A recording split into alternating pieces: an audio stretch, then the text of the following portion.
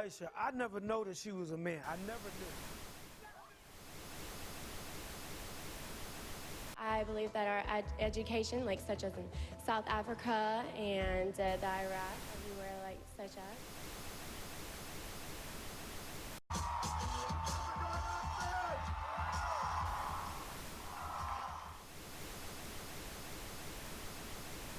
Platform 8 for the 2228 Southern service to Eastbourne via Lewis.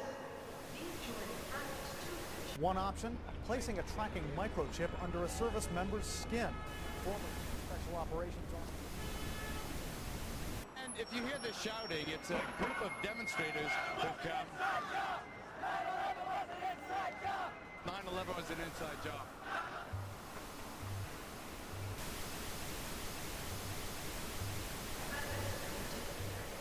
Calling at Lewis, and Eastbourne. This train is full to 2 coaches. It's no longer a theory. What I'm about to say is fact. The secret organizations of the world power elite are no longer secret. They have planned and are now leading us into a one-world communist government.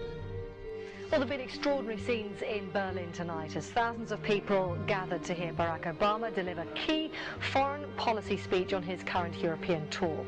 The Democratic presidential hopeful laid out his vision for America's place in a new world order, in a new world order, in a new world order. It's not a new idea. President Bush talked about it back in 1991. It is a big idea, a new world order.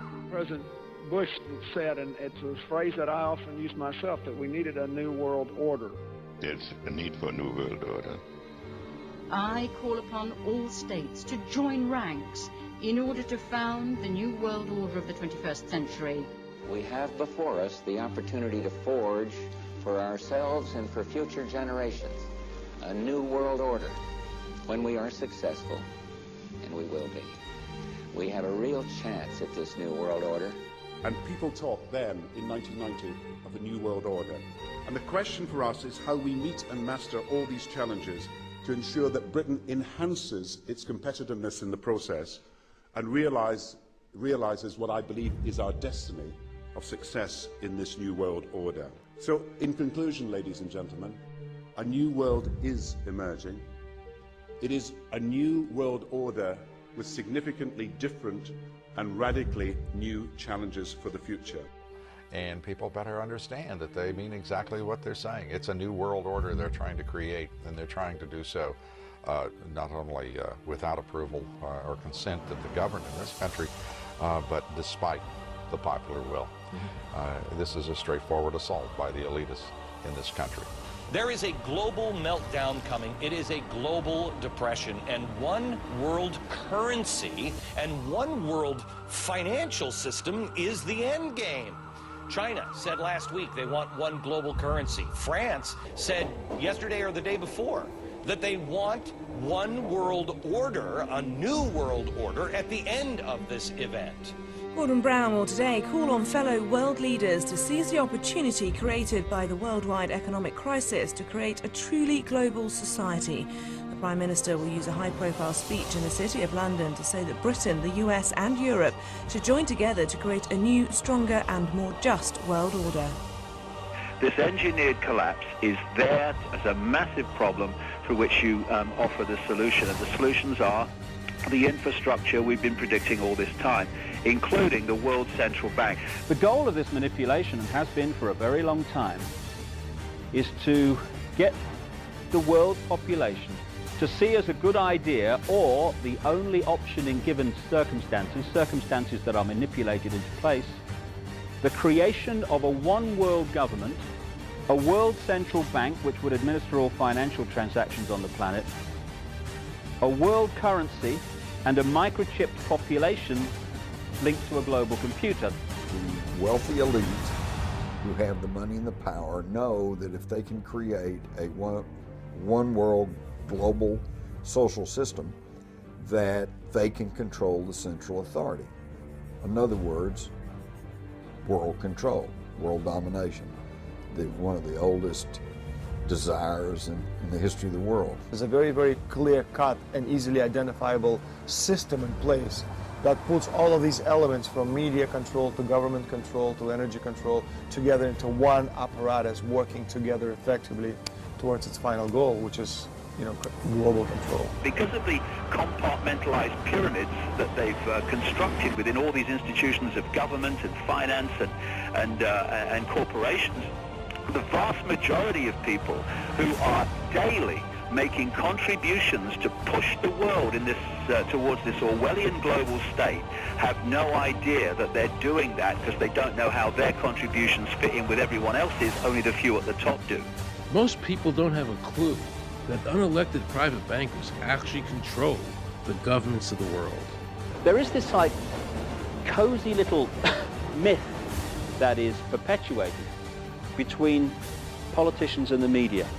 The media report the world as if presidents and prime ministers are the final arbiters and decision makers in the world, which means that the people above the level of presidents and prime ministers that really make the decisions, they're never looked at or exposed by the mainstream media because they're not accepted to exist. The central bankers of the world are working together to create a one-world government. A global police state as sinister as anything George Orwell ever wrote about, where every person on the planet Earth will have an RFID chip implanted. It is the first implantable microchip for humans that has multiple security, financial, and healthcare applications. More than 100 law enforcement officials in Mexico are having microchips implanted in their arms. The chips allow a person to be scanned, sort of like a cereal box at the supermarket. Just like the microchips implanted in the necks of dogs and cats, allowing lost pets to be identified, this glass capsule can do the same for humans.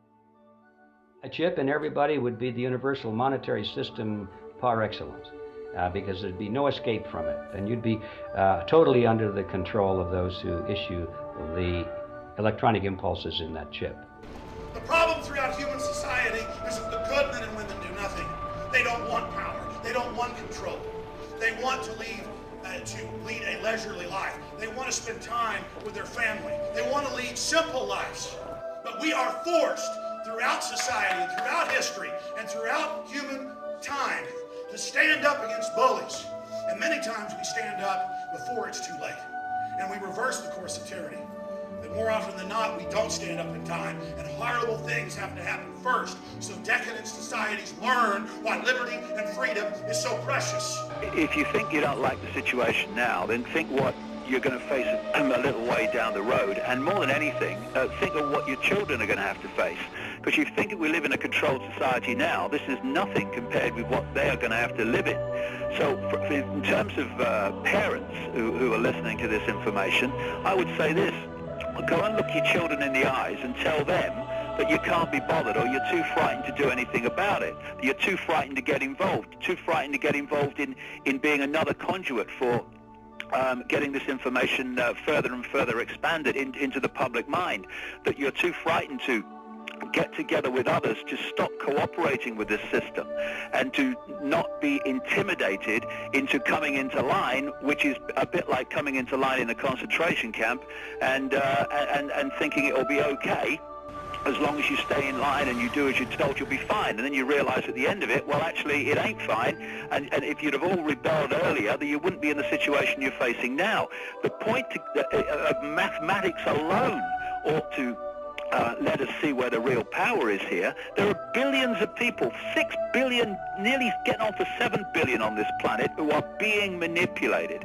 There are, in full knowledge of what they're doing, a relative handful of those who are doing the manipulating to the end that we're talking about. They think they've beaten us. They think that they're going to have their way with us. And I'm here to tell them they're not going to have their way with us. We are going to defeat them. You guys aren't going to be able to get away with your New World Order, sir. Talk about Bill. You know what New World Order is. You will never get a New World Order. Never. National sovereignty will prevail. The New World Order is going down, sir. You can laugh. Wake up, people. Wake up. Research the New World Order. This is important. Look it up. Investigate it. Your New World Order will fall. Humanity will defeat